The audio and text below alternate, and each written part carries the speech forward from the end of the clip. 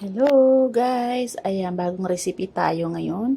Ayan, kalabasa, sibuyas, kinchay, ayan, dahon ng malunggay, giniling na baboy, magic sarap, add tayo ng kunting bitchin para magkaroon ng lasa para mas masarap.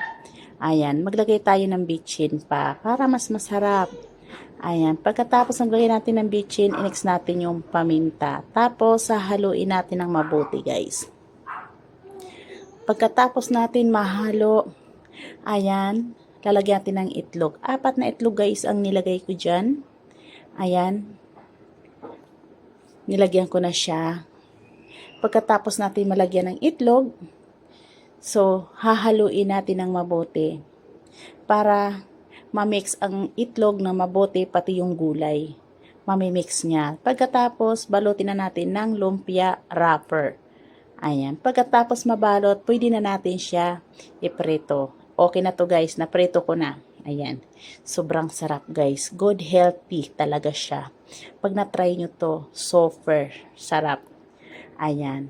Please, paki-subscribe. Tapos mag-like. Pwede rin i-share. Pagkatapos, mag-iwan lang kayo ng mensahe dyan sa aking video. Para mabilis ako makapag-respect sa inyo guys. Ayan. Sobrang sarap. Ayan. O nga pala, ang kalabasa, ginagadgad siya. Pagkatapos gadgad, pinipiga siya. Pagkapiga, saka natin timplahan ng mga seasoning para hindi siya magtubig pag binabalot natin sa lumpia wrapper.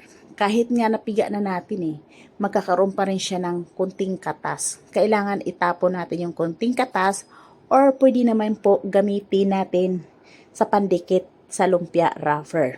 Or pwede naman natin gawin soup yan. Ayan. So, marami pa akong pwedeng i-upload sa mga aking mga video, mga good healthy gulay, iba-iba din ang loto. Ayan. Ayan guys, maraming salamat guys. Ayan, please patuloy nyo po akong suportahan. Ayan, patuloy lang po ang pag-subscribe at pag-like. Pwede rin naman i-share at mag-iwan ng mensahe sa baba ng aking video para mabilis po ako makapag-respect sa inyo. Huwag kayong mag-alala. Walang labis, walang kulang at hindi po ako skip ng ads. Ayan, tinatapos ko yung ads pati video bago ako mag-comment or mag-like. Ayan. Yun ang kagandahan dyan guys. Panoorin muna ng buo ang video.